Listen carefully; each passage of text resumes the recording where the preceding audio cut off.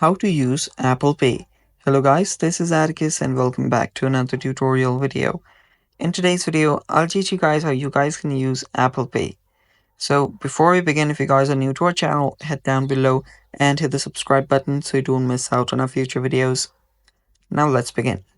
So first thing is you'll need to start setting up your Apple Pay. For that, open up the wallet app. This is the app right here. Tap on it. And from here, you can add your cards like this. Here you can see the added cards. So to add that, you can tap on this add option and add it. Or if not, you can simply head over to your settings. On your settings, you'll find the wallet app. So we can search for wallet and then add a card from here as well.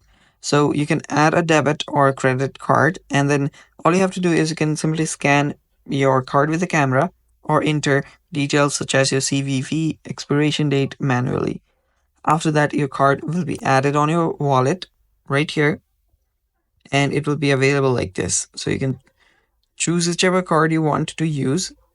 And yeah, after that, what you can do is whenever you want to pay first off and whenever you want to use a card, you can use your NFC.